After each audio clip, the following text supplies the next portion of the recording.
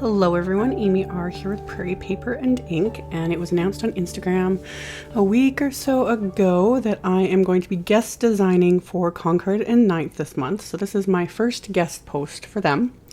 And I am using one of the brand new stamp sets they just released for their December release, and this is the all year long stamp set.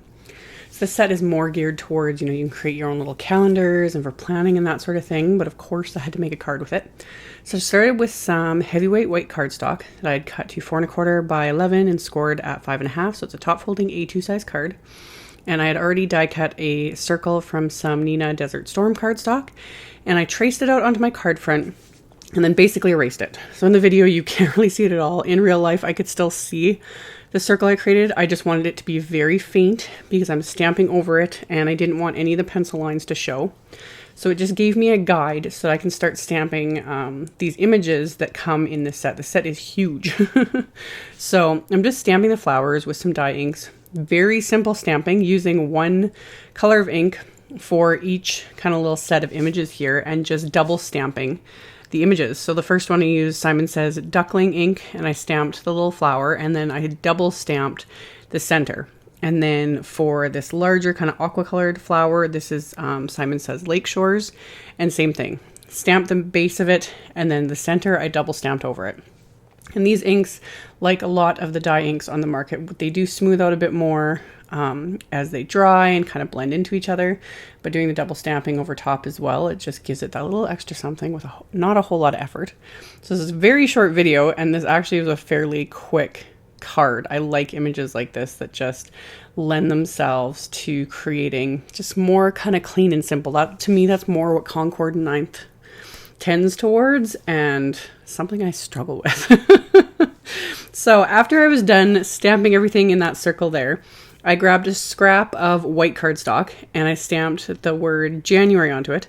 It's a nice thing about this set is you can stamp whatever month you need, and you could do something like making a bunch of these cards ahead of time, having the months embossed and done ahead of time, and then you can just add them when you need them, for whatever month you're giving a person the birthday card. So I stamped and embossed it with some gold embossing powder, and then I stamped the other parts of the sentiment onto that Desert Storm circle. So I hear the most amazing people are born in, and then that's where you could have every month of the year if it works. So I decided where I was going to adhere that embossed month piece of cardstock. So I'd popped foam tape under the Desert Storm circle, and then I just popped a little bit of foam tape on the edge of that and some adhesive, and then adhered that into place. So once I've got that, I've got the front of my card almost finished. I'm going to flip it over and of course finish the inside. So there's a happy birthday stamp in this set. So I inked it up with some intense black ink, stamped that onto the inside, and then just grabbed more of those same flora images with the exact same inks and just stamped them under the sentiment just to finish it off and give it a little bit of color.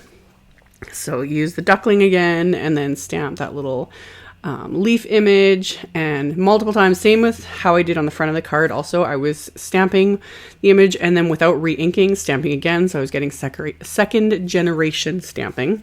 So more than one shade with just one ink pad.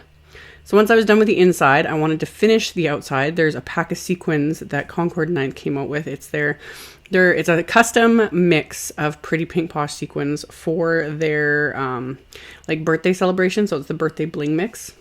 And it loosely is what inspired me for the colors for this card. So I put little dabs of my multimedia matte adhesive onto where I wanted to place the sequins. And then I was just picking up the sequins from the mix. I'd poured them into a coffee filter so I could pick out the ones I wanted to use and just adhere them into place with my little crystal katana. I just picked them up with that, pressed them onto the adhesive, and then it was good to go. So once I got everything done, that finished off my card. So as always, I will have a link below the video to my blog post. I'll have links to all the supplies used. This will also be on the Concord 9th blog, and I will have more posts coming for Concord 9th. I was really excited to be asked to be a guest designer for them. So thank you all so much for watching, subscribing, thumbs upping, and commenting on my videos. I really appreciate it. And I will see you all very soon in the next one. Bye.